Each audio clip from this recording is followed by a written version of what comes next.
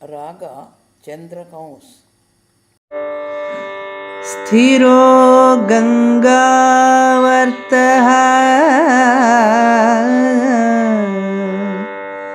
ಸ್ತನಮುಕುಲರೋಮಾವಲಿಲತಾ ಕಲಾವಾಲಂ ಕುಂಡಂ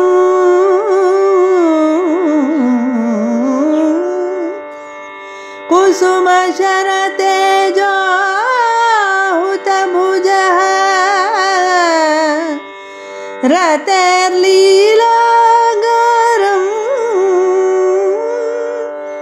ಕಿಮಪಿ ತವ ನಾಭಿರ್ಗಿರಿಸುತೆ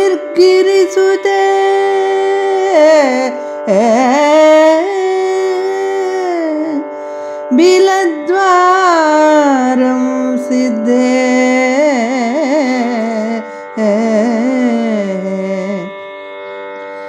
बिलद्वारं सिद्धेः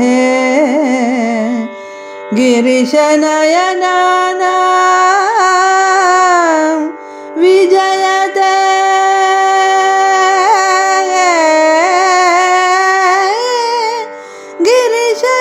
गिरिशनयनानां विजयते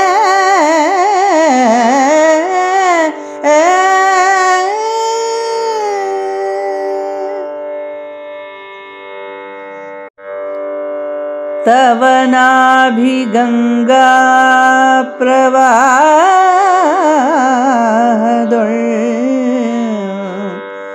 ನಿಶ್ಚಲತ್ವವನಾಂತ ಸುಳಿಯಂತೆ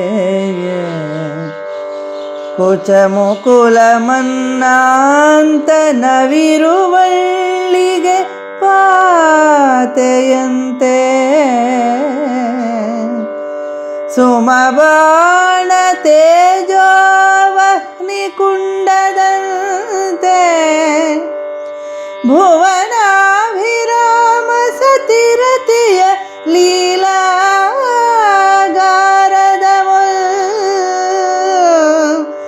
ಆ ಸದಾಶಿವನ ನಯನಗಳಿಗೆ ತಪೋಭವದ ಸಿದ್ಧಿಯ ಗುಹಾದ್ವಾರದೊಳ್ ಬಣ್ಣಿಸಲು ಅಶಕ್ಯವಿದೋ ಹೇ ಗಿರಿಸುತೆ ಬಣ್ಣಿಸಲು ಅದು ಅಶಕ್ಯವೋ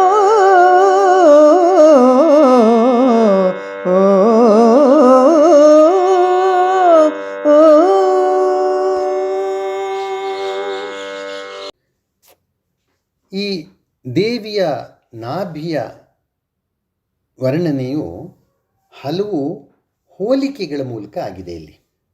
ಅದೇ ಇಲ್ಲಿಯ ಒಂದು ಸ್ವಾರಸ್ಯ.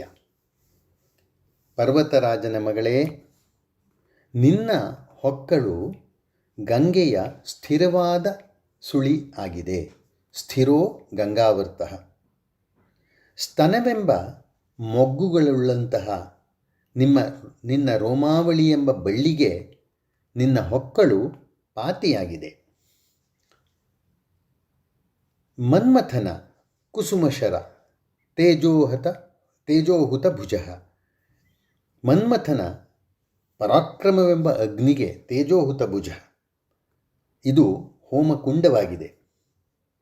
ಅಷ್ಟೇ ಅಲ್ಲ, ರತಿದೇವಿಯ ವಿಲಾಸ ಗೃಹವಾಗಿದೆ. ರತೇರ್ ಲೀಲಾಗಾರಂ. ಈಶ್ವರನ ಕಣ್ಣುಗಳ ತಪಸ್ಸಿದ್ಧಿಗೆ ಗುಹಾದ್ವಾರವಾಗಿದೆ.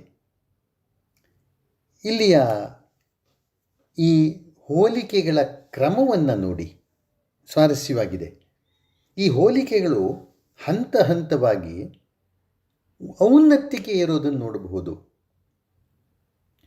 ಮೋಡದ ಸಹಸ್ರಾರದೆಡೆಗೆ ತುಡಿಯುವ ತುರುಸು ಅಂತ ಅಡಿಗರು ಹೇಳೋ ಹಾಗೆ ಗಂಗೆಯ ಸ್ಥಿರವಾದ ಸುಳಿಯಿಂದ ಆರಂಭ ಆಗಿ ಬಳ್ಳಿ ಅದರ ಪಾತಿಯಾಗಿ ಅಲ್ಲಿಂದ ಮನ್ಮಥನ ಅಗ್ನಿಯ ಹೋಮ ಕುಂಡವಾಗಿ ರತಿದೇವಿಯ ವಿಲಾಸ ಗೃಹವಾಗಿ ಮನ್ಮಥನ ಜೊತೆ ರತಿದೇವಿ ಇರಬೇಕಲ್ಲ. ಅಲ್ಲಿಂದ ಮುಂದಕ್ಕದು ಈಶ್ವರನ ಕಣ್ಣುಗಳ ತಪಸ್ಸಿದ್ಧಿಗೆ ಗುಹಾದ್ವಾರವಾಗಿದೆ. ಅಂದರೆ ಅತ್ಯುನ್ನತ ಮಟ್ಟವನ್ನು ತಲುಪ್ತಾ ಇದೆ.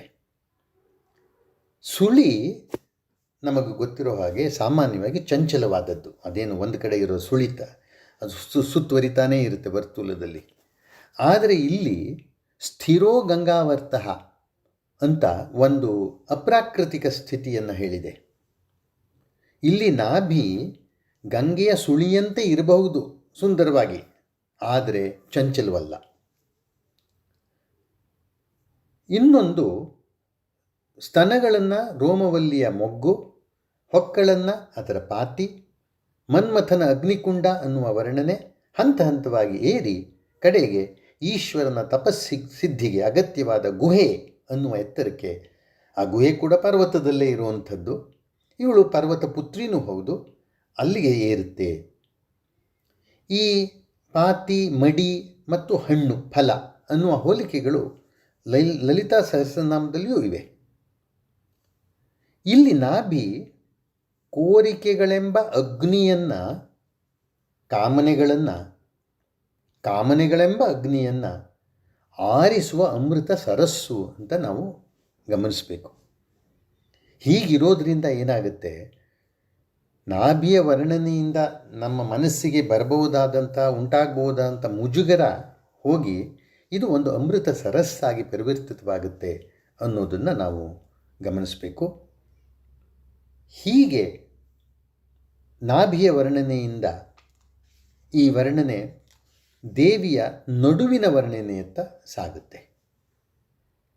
ಬಡನಡು ಸುಂದರ ಅನ್ನೋದು ಅನಾದಿ ಕಾಲದಿಂದ ಬಂದಿರುವಂತಹ ಸ್ತ್ರೀ ಸೌಂದರ್ಯದ ಒಂದು ವರ್ಣನಾ ರೀತಿ. ಇಂತಹ ಬಡನಡು ಕುಸಿದರೆ ಅನ್ನುವ ಆತಂಕವನ್ನು 79ನೆಯ ಶ್ಲೋಕ ವ್ಯಕ್ತಪಡಿಸುತ್ತದೆ. ನಿಸರ್ಗ ಕ್ಷೀಣಸ್ಯ